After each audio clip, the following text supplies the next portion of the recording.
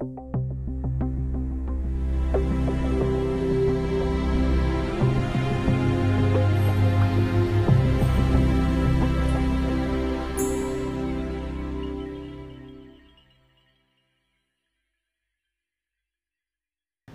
bienvenidos a todos ustedes, gracias por venir una vez más a estas clases de teología. Y en esta noche vamos a empezar una nueva clase y el tema de esta clase se tratará del gran mensaje de la salvación. Y por 12 semanas, por lo menos 12 semanas, vamos a estar estudiando al fondo la enseñanza bíblica, más que nada la enseñanza del Nuevo Testamento, más que nada la enseñanza del apóstol Pablo acerca de la gran salvación. Y no creo que haya más importante, más práctico y de más beneficio para nuestras vidas que este curso.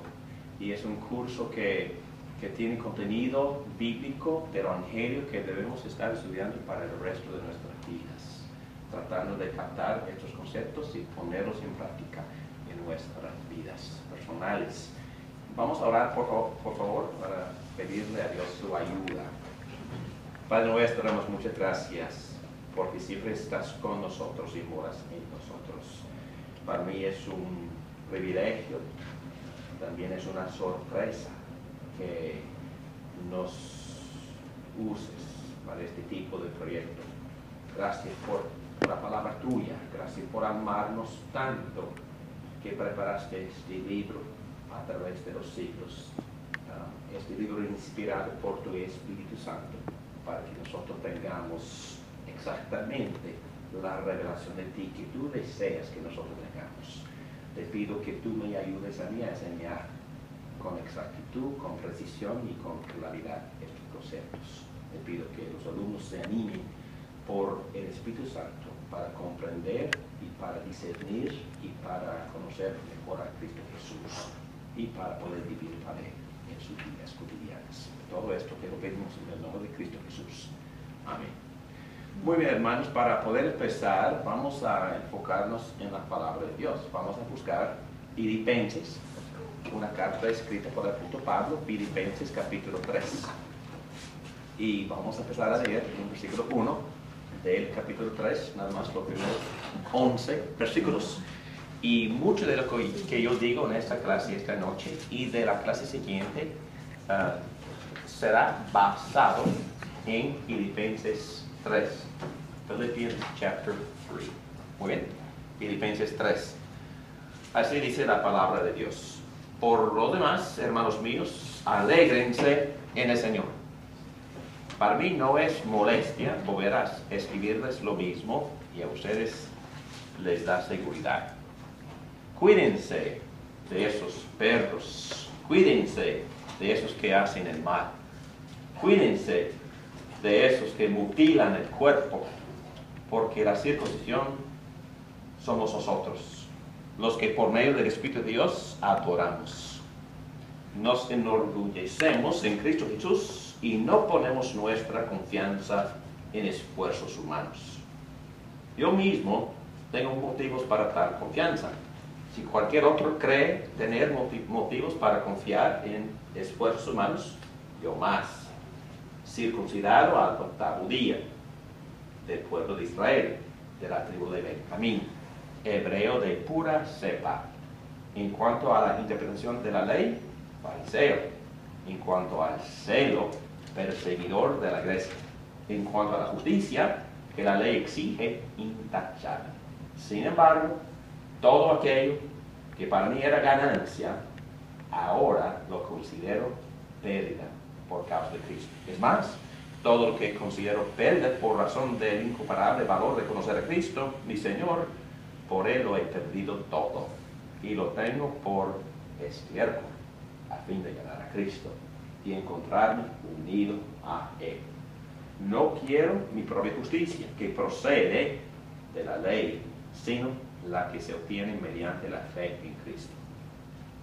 La justicia que procede de Dios, basada en la fe. Lo he perdido todo a fin de conocer a Cristo, experimentar el poder que se manifestó en su resurrección participar en sus sufrimientos y llegar a ser semejante a Él en su muerte. Así espero alcanzar la resurrección de entre los muertos. Bueno, esa frase en el versículo 9, y encontrarme unido a Él, define este curso. Hermanos, todo lo que nosotros vemos en nuestra salvación, ¿dónde se encuentra? Unidos a Cristo Jesús.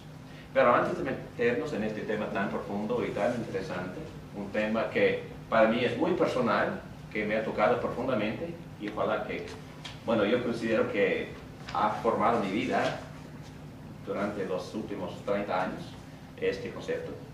Y es un concepto que para mí es sumamente especial y precioso. Antes de empezar esta discusión, vamos a tratar de poner en perspectiva este tema, la salvación. Hermanos, existen varias perspectivas con respecto a la salvación. Algunos de ustedes han escuchado de la salvación de liberación, teología de la liberación. ¿Ok? Y en otras palabras, esta frase se enfoca en el orden social y económico. Siempre está a favor de ¿quiénes? Los pobres. Los pobres. Los pobres son el enfoque del amor, del favor de Dios siempre, y Dios siempre está a favor del pobre y siempre está para ayudarle a vencer, a salir de la opresión económica, la opresión social. Y muchos pastores, muchos sacerdotes, muchos políticos también a través de Latinoamérica enfocan casi exclusivamente en la liberación social, enfocan en los prejuicios, en las injusticias entre las clases, la clase alta, la clase baja, los ricos, los pobres, y usan como texto, ¿qué texto usan estos teólogos? ¿Qué texto bíblico? Bueno, el Éxodo, porque los israelitas salieron de la opresión, ¿verdad?, de los egipcios. Y este texto se usa, también este texto se usa para los negros aquí en los Estados Unidos, y ellos también enfocan mucho en este concepto de la liberación. Pero estamos hablando de varias perspectivas, y no estoy criticando, estoy hablando de enfoques. ¿Ok? De enfoques. Número 2, existencialismo. Hemos hablado un poco de esto, y leí mucho de esto el día de hoy, y para mí, lo más que leo acerca de existencialismo, yo veo que casi todos mis amigos son existencialistas. Porque para esta persona, para este enfoque en la salvación, tocamos mucho esta filosofía en las clases acerca de la historicidad de la Biblia, porque para la persona que sea existencialista no le importa la historia, no importa la verdad objetiva, no le importan los hechos. Lo importante es la pasión interna, ¿verdad? Y la respuesta subjetiva al tema, lo que sea el tema. Y un filósofo que se llama Rudolf Bultmann, también utilizando las filosofías de otros que se llamaba Heidegger, basaron sus pensamientos en esos dos filósofos. La idea es abandonar la búsqueda de la seguridad y confiar en Dios para autoactualización. O decir, confiar en Dios, confiar en la gracia de Dios, abandonar la confianza en la búsqueda de seguridad porque no existe.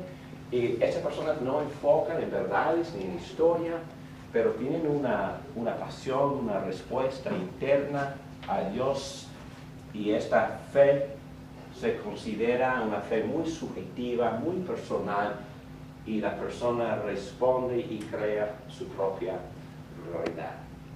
Y casi todos aquí en Key Biscayne caen en esa categoría.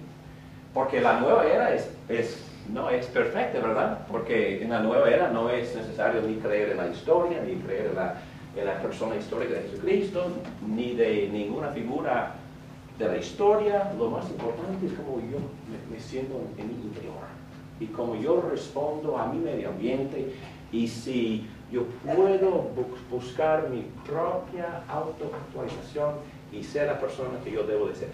Y no importa los hechos, no importa la verdad, no importa la historia. Lo más importante es mi condición subjetiva, mi estado emocional. Es una expresión del cristianismo muy subjetiva, pero es una perspectiva. Estamos hablando de perspectivas. Secularismo, casi todo el mundo entiende esta palabra, ¿verdad? Pero es otro enfoque de la salvación muy popular y está creciendo en popularidad. Secularismo, que en verdad dice que hay que independizarse de Dios.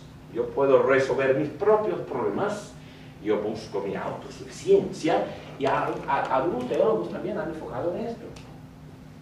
Y para mí fue una gran sorpresa leer que Dietrich Bonhoeffer también al final de su vida también tenía este punto de vista en cuanto a la salvación, diciendo que lo más maduro es abandonar esta dependencia de Dios y buscar la dependencia de mí mismo. Yo puedo resolver mis propios problemas, y la idea es ser religioso. No convertir a las personas en ninguna religión, sino independizarnos completamente de la religión y de Dios, porque Dios me consideraría más maduro si yo puedo vivir dependiendo de mí mismo, resolviendo mis propios problemas. Perspectiva muy popular hoy día. Y algunos de los presidentes de las universidades aquí en esta ciudad han declarado en público que este es su concepto de la religión: la autosuficiencia del hombre. Número 4, puse aquí la perspectiva católica romana. Y ellos dicen, es una perspectiva que la gracia se encuentra y se extiende, se comparte, mediada por... ¿Cómo se recibe la gracia? Por obra. Fe y obra. De la iglesia. Por la iglesia. Por la iglesia. Por la iglesia, por los sacramentos de la iglesia. Históricamente, tradicionalmente hablando, la iglesia católica ha dicho que no queda ninguna salvación aparte de los sacramentos de la iglesia católica. Lo han dicho. Pero hoy en día, por Vaticano II, han cambiado un poco sus opiniones y están diciendo que aún los hermanos separados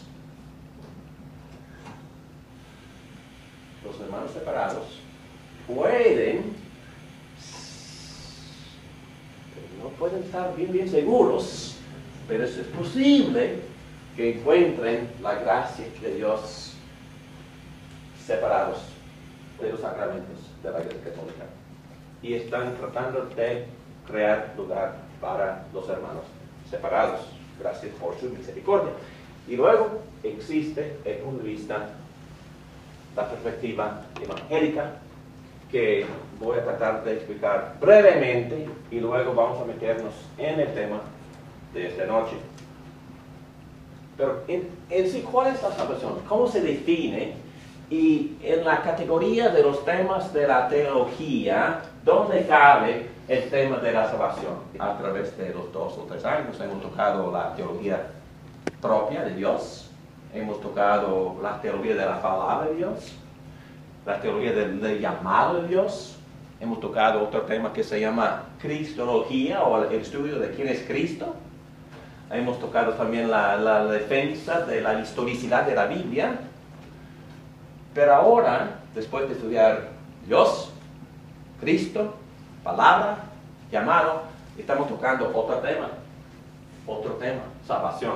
Entonces, ¿cómo se define la salvación? ¿Y cómo cabe dentro de los demás temas? ¿Y por qué ahora y no antes? Otra pregunta más precisa. ¿Por qué estudiamos lo de Cristo antes de estudiar lo de la salvación? Porque la salvación es que, ¿dónde cabe este tema?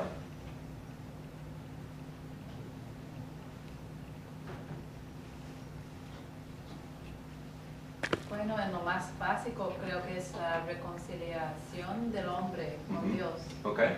¿Y por qué estudiamos lo de Cristo antes? Porque es una definición, bueno, es definir Dios, quién es Dios. Ok, hay que definir a Dios primero, ¿no? Sí. Ok. Y ahora tomamos una clase sobre el hombre. Hay que definir quién es el hombre, cuál es el problema del hombre y cuál es. El pecado. Es pecador. Y Dios es santo. ¿Y Cristo quién es? ¿Quién es Jesucristo? El puente. Es el puente. Ok. Es la, Salvador. Es la reconciliación Es de el Salvador. Dios con los hombres. ¿Y qué hizo para salvarnos? Dar su vida. Dio su vida. Entonces, tocamos mucho en la clase anterior acerca de lo que se llama la obra, la persona divina, humana, la obra redentora de aquella persona. Y esa obra consiste en todo lo que Cristo hizo. La obra salvadora de Cristo consiste, primero que nada, bueno, hablando de cuando Él entró, la encarnación, cuando se hizo hombre, pero ¿qué más? Él vivió 33 años de pura santidad. ¿Y qué pasó? Se murió sacrificándose por nosotros. Y luego resucitó para garantizar que nuestra resurrección y para elevarnos ahora para poder vivir a Dios en esta vida. Y luego, ¿qué pasó? Ascendió. ¿Y dónde está ahora? A la diestra del Padre. ¿Qué sucederá? Vendrá otra vez para cumplir todo lo que Él inició. Ok, hermanos, nuestra salvación se basa en todo eso. La encarnación, la vida de santidad, porque nos comparte esa santidad, nos otorga, nos imputa esa santidad. También la cruz, para que nuestros pecados queden perdonados. Cristo murió, resucitó para que nosotros también podamos resucitar. Ascendió para que nosotros también estemos en ese momento con Cristo a la diestra del Padre. Entonces, hermanos, la obra redentora consiste en todas estas cosas, en todos estos hechos. Son hechos redentores de Jesucristo. Y la salvación, bueno, es apropiado que estudiamos en este momento la salvación, porque la salvación es la aplicación. ¿De qué? De la obra salvadora del Salvador. ¿Ok? Pero primero que nada tuvimos que estudiar la persona de Cristo y la obra salvadora de Cristo. ¿Y cuál es? Encarnación, vida de santidad, muerte en la cruz, resurrección, ascensión y intercesión al lado del Padre. Y la segunda venida. Todo eso es obra salvadora. Y nosotros también podemos ser salvos si nos conectamos con el Salvador. ¿No? Porque nosotros no nos podemos salvar. El Salvador sí puede salvar. Y la única manera de ser salvo es identificarnos con el Salvador. En otras palabras, y el tema de la clase. El tema de las 12 semanas es: hay que identificarse porque estar en unión con Jesucristo. Porque si tengo unión, unidad, identidad, si creo para estar en Cristo, yo puedo recibir vicariamente todo lo que Cristo hizo para salvarme. ¿Y qué hizo? Se encarnó, vivió santo, murió, resucitó, ascendió y va a venir.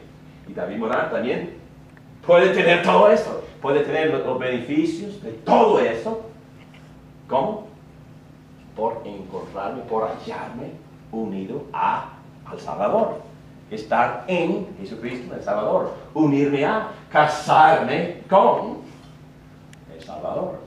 Bíblicamente hablando es una gran metáfora que se usa. ¿Entendido? Hasta ahora estamos hablando de la aplicación de la obra redentora del Redentor. ¿Ok? Y consiste en por lo menos 3 enfoques. ¿Ok? Y David, ¿dónde sacaste todo eso? En Génesis. Ya hemos estudiado eso cuando estudiamos la teoría del pacto. Porque en el jardín Dios dio 3 categorías de responsabilidades, nada más. Entonces la vida nuestra debe ser fácil. Hay que relacionarnos con Dios. Tenemos que relacionarnos con los demás seres humanos. Empezando con la esposa, el esposo, los niños, los padres, pero también con el vecino. ¿Ok? Porque Dios dio mandato en el jardín acerca del matrimonio y acerca de la reproducción y el cuidado de los niños. Y luego también dio orden acerca de la creación que dijo al poner a Adán en el jardín. ¿Qué le dijo? Que la cuidara, que fuera administrador de ella, y buen administrador. Y hacerla Fructífera. Muy bien, entonces, aquí estamos con un concepto bien completo acerca de la salvación. Primero con Dios. ¿Y a qué mandato me refiero? Oh, descansar. En Génesis, Dios trabajó 6 días y luego descansó. Y nos invitó, no, nos mandó que nosotros también descansáramos. Pero descansar, ¿qué quiere decir? Dormir. En Génesis, descansar quiere decir dejar de trabajar. En el Nuevo Testamento, todos los apóstoles usan este concepto para expresar nuestra fe. Dejar de trabajar, ¿verdad? Dejar de trabajar para nuestra provisión, porque cuando los israelitas salieron al desierto para recoger el maná, ¿qué pasó? En el día del sábado, en el día del reposo, ¿qué pasó? Se dañó el maná, se pudrió. Sí, exactamente. Yo sé, no. Por favor, no trabajes, no salgas a la cosecha. Descanse. Y descansar, entonces, ¿qué quiere decir? Descansar en Dios. Descansar en la provisión de Dios. Descansar en la salvación de Dios. Entonces, primero que nada, la salvación tiene que ver con mi relación con Dios. Primero que nada, la salvación tiene que ver con mi reposo en Dios. Y reposo en este sentido quiere decir confiar, descansar, creer en Dios para que Él me salve. ¿Ok? Entonces, primero que nada, la salvación me reconcilia a Dios. Y en vez de vivir de manera independiente, según el concepto secular, como vivo. Como niño, no, como bebé. Mamando siempre, porque soy débil y pecador. Y necesito confiar, depender en Dios y en su obra salvadora. Si no, perdido. ¿Ok? Muy bien. Ok, salvación tiene que ver con mi relación con Dios. Tiene que ver con mi reposo en la obra salvadora del Redentor que Dios ha provisto. Dios provee todo. Provee mi comida, provee mi trabajo, provee mi ropa, provee mi casa, provee hasta a mi propia esposa, provee a mis niños. Son dones, son regalos, son herencia de Dios. También provee mi habilidad de ganar dinero. Y la medida de mi habilidad es de Dios. La salvación depende primero de Dios para la salvación. Y luego la salvación también me reconcilia con mi esposa. Qué bonito. La salvación me reconcilia con Susana, con Pedro y con ella. Mi salvación también tiene una aplicación horizontal con mis vecinos. La salvación recibe el amor de Dios para que pueda amar. ¿Ok? Y también es un buen diseño para padres. Crean a sus hijos.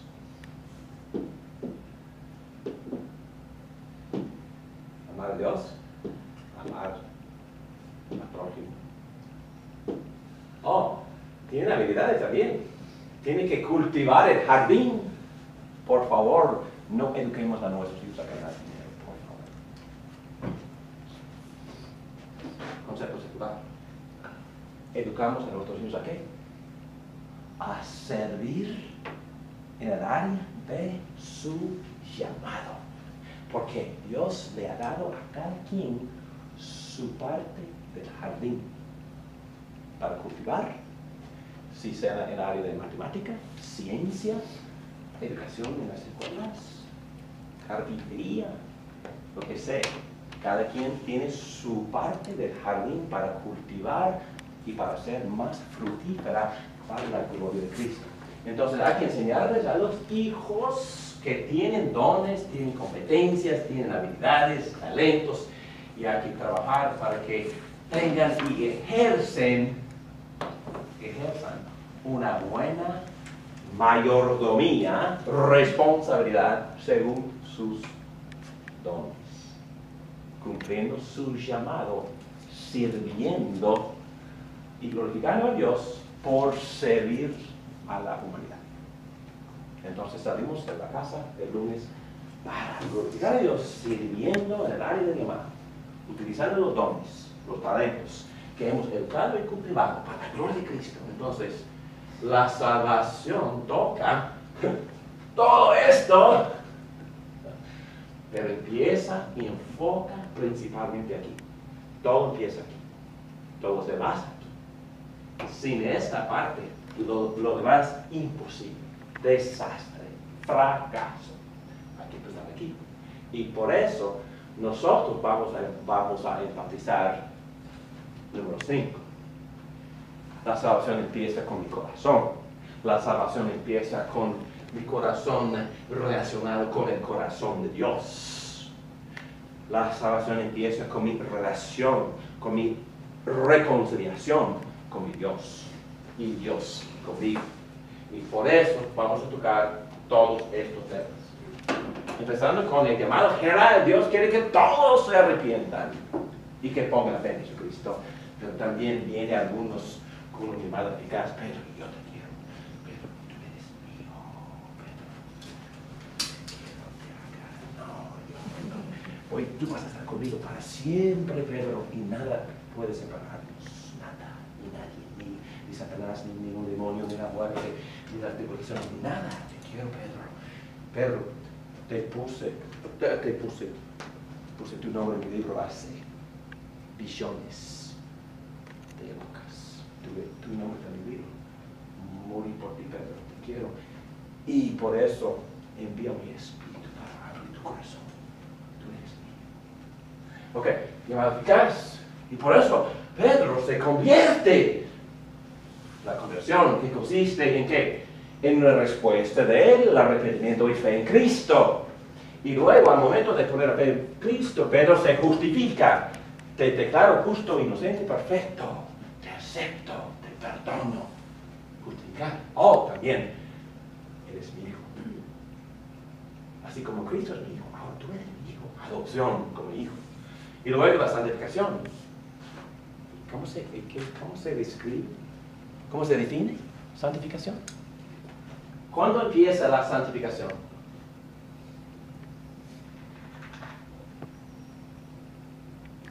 ¿Cuándo empieza? En el momento de la conversión. Ah, sí. ¿Y cuándo se recibe el don de la justificación? En ese mismo momento. ¿Y cuándo se recibe el don de la adopción?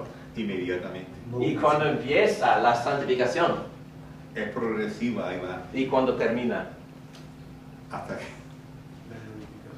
hasta la glorificación, Okay. Termina cuando mueres o cuando Cristo muere. cuando Cristo venga. Ok. Entonces, aquí se vive, ¿verdad? La vida. en esta obra de la santificación. Y Dios hace esto. Y Dios nos da el instrumento de la fe para que podamos convertirnos y estar unidos a Cristo. Dios hace todo para justificarnos. Dios hace todo para adoptarnos.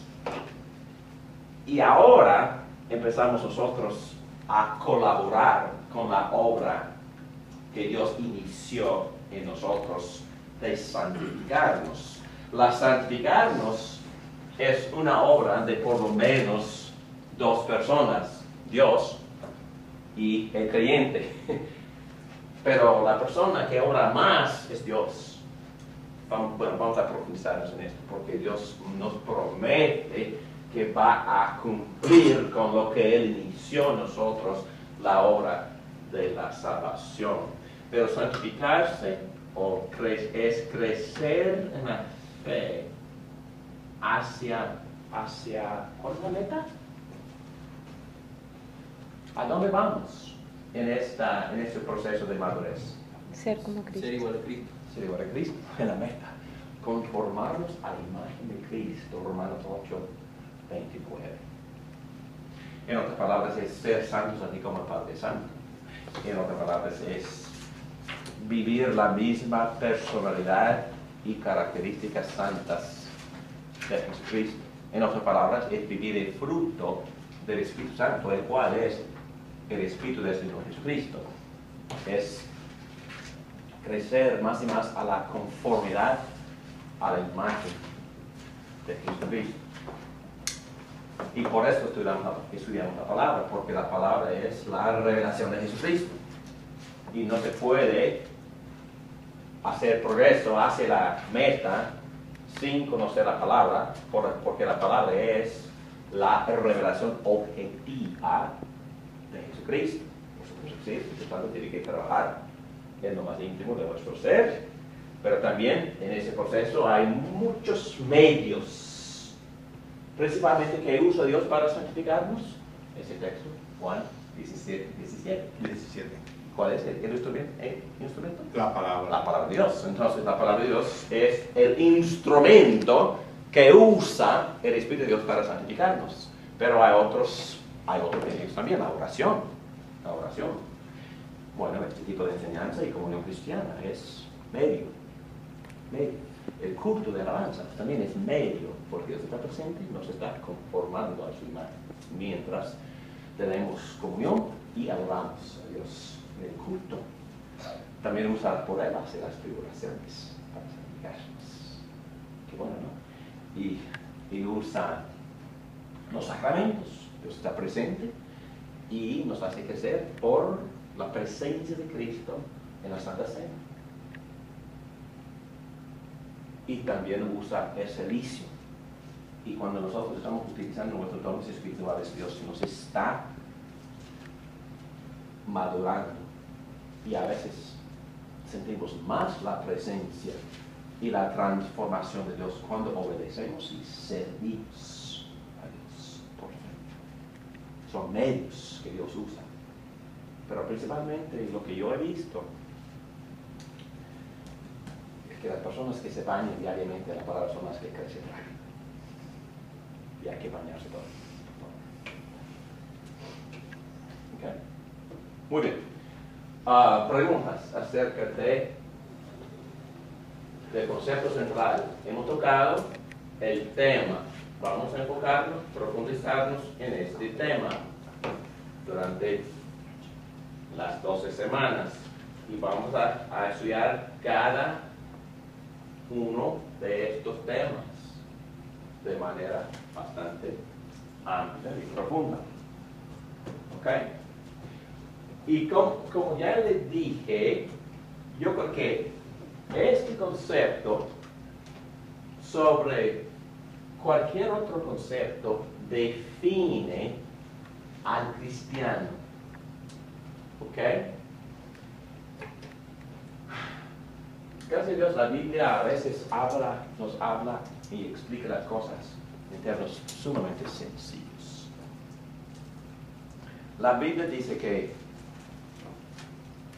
existen dos identidades nada más. Y esta pregunta, ¿quién eres? ¿Quién eres? Quizás no hay pregunta más importante que esta. ¿Quién eres?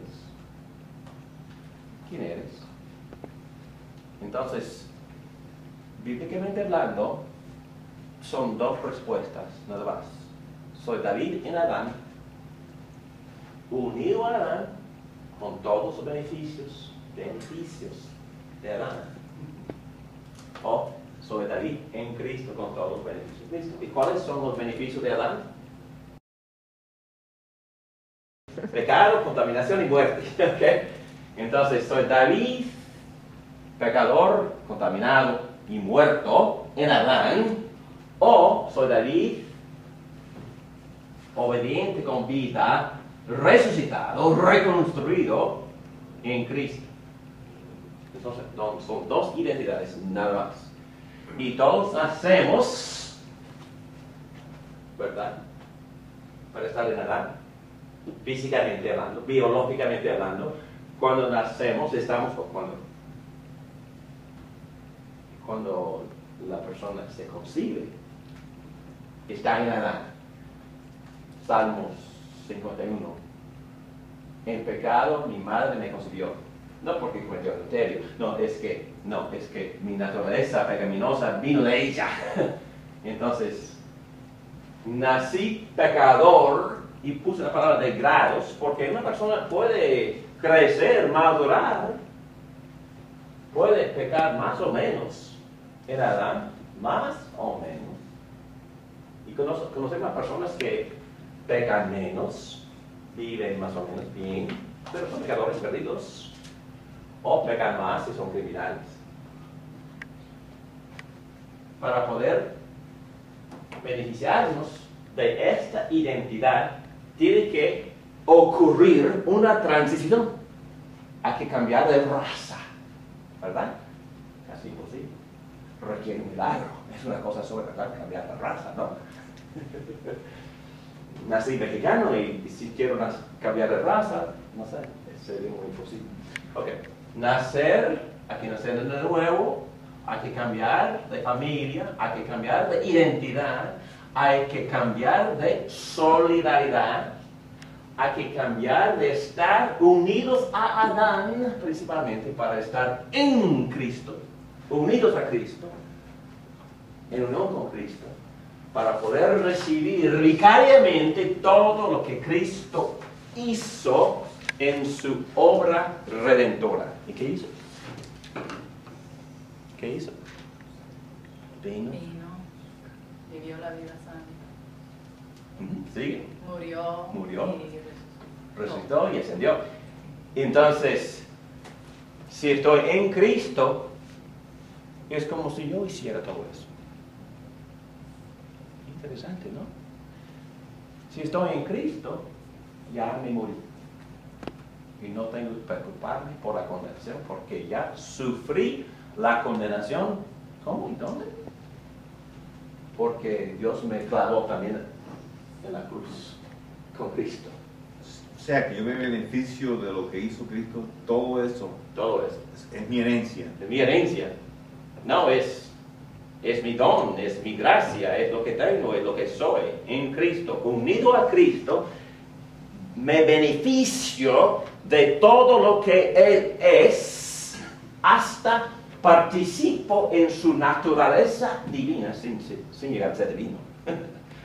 Porque es una cosa participar y otra cosa llegar a ser.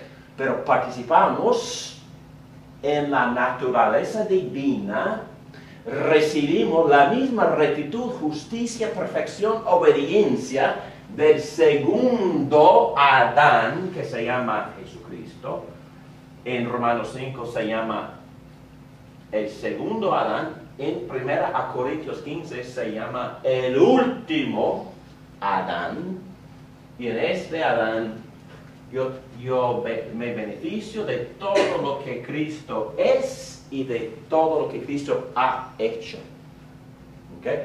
Y voy a profundizarme en esto, voy a darles una lista larguísima de beneficios que recibimos por virtud de nuestra unión con Cristo. Entonces, cuando el Padre dijo que se complacía en Jesús, ya Él se complace en mí por lo que hizo Jesús. Oh, sí, qué bueno, ¿no? Interesante eso, casi no lo puedo creer. Es increíble, pero es la verdad. Tan malo como soy. Oh, qué cosa. Hasta Pedro, Dios te conceda el privilegio de guiarnos en oración, representando a Cristo. Qué cosa. Es más, comparte la misma personalidad contigo, para que cuando te veo, empiezo a pensar en mi Cristo, porque yo veo el carácter de Cristo en ti, porque Cristo está compartiendo lo suyo contigo. Te comparte sus dones, sus habilidades, para que puedas servir utilizando esos dones. Y cuando te veo ejerciendo esos dones, eso me acuerda de Cristo. ¡Wow! Cristo te acepta, te perdona, te justifica, te está santificando, te va a glorificar, porque tú vas a recibir todo lo que Cristo ha experimentado hasta la gloria. No nada más vas a estar en la gloria, vas a ser glorificado, perfeccionado. No nada más tu alma, sino tu cuerpo. Se hace fuerte. Y un poquito más de carne. Pero perfecto, glorioso, incorruptible, inmortal, espiritual, glorioso y poderoso, resucitado. O sea que Él me salvó, me justificó, me santificó y me glorificó en todo el paquete. Todo el paquete y todo en Cristo. Y todo lo que tú tienes, recibes porque estás en el perfecto, el justo, el Salvador, el Redentor, el Maestro, el Médico, el Profeta, el Rey y el Sacerdote. Y tú vas a hacer todo eso también en Cristo, ahora, creciendo de esos roles y para siempre en tu parte del viñedo en el reino eterno de Dios. Entonces por eso es que Pedro dice que ahora somos nación santa, pueblo escogido, real sacerdocio, para que anunciemos las virtudes de Él. Y hermanos, hablando así de nuestra salvación, no sé de ustedes, pero eso me anima muchísimo. Es más que ánimo, es estímulo, es motivación. Nada me motiva excepto la gracia de Jesucristo.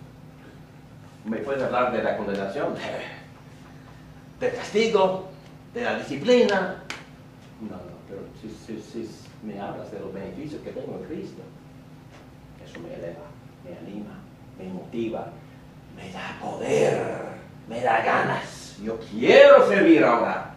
Yo quiero ser así como Cristo. Yo quiero agradar a Cristo. ¿Por qué? Porque me ha dado todo. Me ha dado todo, hasta el mundo mismo. En mi herencia, dice Pablo en Romanos 4:13, que la herencia es el cosmos. Todo lo que Cristo recibe, todo lo que Cristo va a recibir en su reinado eterno, yo voy a participar con Cristo en aquella gloria. No sé lo que todo eso significa, pero yo puedo anticipar de manera positiva todo eso, la gloria. Y yo puedo beneficiarme de este perdón, este don de la rectitud de Cristo, estos dones espirituales para poder servir, y ese privilegio de servirles así por enseñar la palabra. Y eso también me anima, me da esperanza, me da gozo, me da paz, pero también me da poder y energía para el resto de mi vida. Pura gracia. Y nada motiva como la gracia. Nada motiva como enfocarme y reflexionar en los beneficios que tenemos en nuestro Señor Jesucristo. Increíble, ¿no? No hay nada más bello que esto, hermanos. Nada en la vida. La riqueza no se compara, pero es más, Cristo se hizo pobre para que nosotros sí vamos a ser ricos en Él. La riqueza también es uno de los beneficios que vamos a recibir de Cristo. Pero esa riqueza quiere decir la parte del reino eterno que Cristo nos conceda para gobernar con Él, compartiendo su gloria para siempre. Muy bien, vamos a tomar un descanso de 10 minutos y concluimos este tema después del break. Gracias.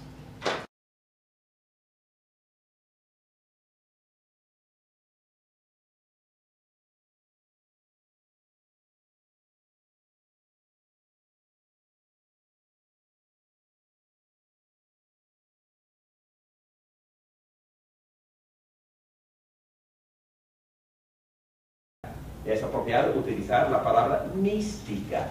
Es una unión mística en el sentido psicológico. En Cristo es comunión íntima, personal, espiritual, cariñosa al nivel más profundo. Sin embargo, también lleva la idea colectiva o corporal, porque juntos somos un cuerpo en Cristo, incorporados por el Espíritu Santo. Pero esta dimensión colectiva no resta la idea de que el creyente individual esté en Cristo. Es uno con Cristo.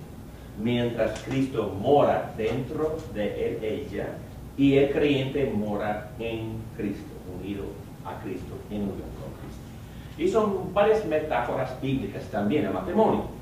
Tal como el esposo y la esposa son uno en cuerpo y espíritu, los dos llegan a ser uno en unión íntima e integral. El creyente y Cristo son uno de una manera similar. Hay otras analogías bíblicas que ayudan a informar la idea de en Cristo. La que tiene más importancia teológica es nuestra solidaridad en Adán, ya hemos hablado de esto. Y luego la transferencia necesaria de redención para estar en el segundo Adán. Y vamos a pasar toda la clase de la semana entrante acerca de este tema, de cómo transferir nuestra identidad de Adán a Cristo. Analogías culturales. Bueno, mis 5 hijos están en su padre en algún sentido. No tan solo heredan biológicamente muchos de mis rasgos físicos y de personalidad, también por virtud de experiencias de vida que compartimos en su padre, conocen la empresa en la cultura latina y pues ellos hablan el español. También somos una familia eléctrica, principalmente jugamos mucho básquetbol. Consecuentemente, mis hijos pueden suplementar sus ingresos mensuales al enseñar los fundamentales del básquetbol. Y también es verdad que como pastor y líder en esta comunidad, porque están en su padre, si yo me comporto bien, ellos disfrutan de un cierto buen honor. Sin embargo, si yo fuera a sufrir un fracaso moral por su identidad conmigo, ellos sufrirían vergüenza y la pérdida de dignidad. Y si viven conmigo, para tener que salir de la comunidad. Entonces, hay ciertos beneficios y quizás algunas maldiciones también si se equivoca la persona. Estar en una persona significa participar vicariamente en las experiencias de vida de tal persona. Y yo creo que es el punto principal. Es el beneficio más grande de estar en Cristo. Recibir o participar en sus beneficios. Interesantemente, todas las criaturas usan el deporte. Bueno, si Miami Heat ganan el campeonato y nosotros vamos a otra ciudad y hablamos con nuestros amigos en otra ciudad, decimos, nosotros ganamos el campeonato, pero tú no jugaste. Pero nuestra identidad con el equipo es tan cercana que nosotros decimos, nosotros. Entonces estamos hablando de solidaridad, estamos hablando de identidad. Cuando David conquistó y mató a Goliat, ¿qué dijeron los israelitas? Ganamos nosotros. Y conquistamos a los cananeos. Y nosotros entendemos, si Cristo conquista el pecado y la muerte y Satanás, nosotros podemos decir, somos vencedores también, pero vencedores en Cristo Jesús, por identidad, por unión, por solidaridad. Y estoy nada más enfatizando el mismo concepto, que somos lo que somos y tenemos lo que tenemos por virtud de nuestra unión con el ganador, el perfecto, el justo, el salvador, el Hijo ideal de Dios, el cual es Jesucristo. Bueno, estar en Cristo significa también conocer a Cristo en el sentido más íntimo y personal y compartir en todo lo que Él es y tiene. Todo lo que posee Pablo como cristiano, todo lo que él necesita para entrar en relación con Dios o para vivir efectivamente para agradar a Dios en esta vida, lo adquiere, posee y disfruta personalmente y por experiencia propia en Cristo. Y luego les doy una lista. Hay muchos textos. Esta frase se usa casi 300 veces en el Nuevo Testamento. En página 4, fíjense por favor en estos textos. ¿Qué es lo que tenemos en Cristo? Bueno, en página 4, aquí arriba, justicia. Aquí somos justificados en Cristo. Aquí, regocijar. Alégrense en el Señor. Tenemos gozo en Cristo. Posición, aceptación. Manténganse así firmes en el Señor. Vida eterna. La dádiva de Dios es vida eterna. ¿Dónde? En Cristo. Cristo dice, yo soy la vida. Si tú quieres la vida, tienes que estar unido a la vida, a Cristo, la vida. Amor. Tenemos amor en Cristo. Página 5. Santificados en Cristo. Si vamos a crecer la pureza espiritual, en Cristo somos santificados, marcados y sellados, confirmados por el Espíritu Santo en Cristo, en Él. Elegidos en Cristo antes de la creación del mundo. Sentados ahora mismo en los cielos, en unión con Cristo Jesús. Dios nos resucitó y nos hizo sentar con Él en las regiones celestiales. También tenemos gracia y bondad. ¿Dónde? En Cristo. Nueva obra. Somos hechura de Dios, creados ¿dónde? En Cristo. Dios en este momento nos está transformando, nos está recreando, perfeccionando, haciéndonos nuevos en Cristo para que hagamos buenas obras. Tenemos cercanía a Dios y también al vecino. ¿Dónde? En Cristo. Somos un edificio. ¿Dónde? En Cristo. Moramos en Cristo. Somos la morada de Dios. Caminamos o vivimos en Cristo. Nuestra vida se vive en Cristo, porque en Cristo. Y tenemos éxito en obedecer a Dios. ¿Cómo y por qué? Por virtud de nuestra unión en Cristo. Bueno, ya hemos hablado de la circuncisión en Cristo, la limpieza. Somos hijos de Dios. ¿Cómo? En Cristo. Tenemos herencia. ¿Cómo? ¿Dónde? En Cristo. Recibimos lo que Cristo heredó. ¿Y qué heredó? El mundo entero, el cosmos. Y también nosotros. ¿Cómo? En Cristo.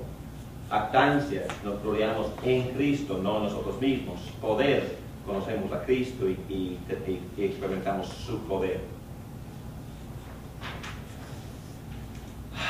Hermanos, leo este último y terminamos aquí. Los beneficios de estar en Cristo son numerosos y abundantes. En Él hay justicia, paz, gozo, amor y poder para vivir una vida que le agrade a Él. En Cristo tenemos la redención, el perdón, la limpieza. Tenemos en Él el deseo y motivación. Hemos hablado de eso, ¿verdad? En Cristo tenemos el deseo, porque Él nos colma de bendiciones, de gracia, y eso nos da energía y deseo, nos hace anhelar, agradar a nuestro Dios. En Cristo tenemos una vida que Dios está reedificando. En Cristo tenemos aceptación, el amor, perdón, etcétera, etcétera. Sabiduría y santidad en Cristo. Ninguna condenación, acceso al Padre, justicia, rectitud, poder, intimidad, libertad de opresión de la ley. Ningún miedo al castigo en Cristo. Heredar el mundo, compartir en los gloriosos privilegios de Cristo. Confianza y seguridad, libertad, vida, limpieza, perdón, amor, gozo, paz, santificación, bondad. Tenemos al Padre y al Espíritu Santo en Cristo. Participamos en la naturaleza divina en Cristo. Dios nos ve como obedientes y tenemos poder para obedecer en Cristo. En Cristo tenemos todo. Oremos. Padre nuestro, damos gracias porque tenemos todos estos beneficios. En verdad son incomprensibles. Tenemos tanto, tenemos una herencia, un futuro increíble.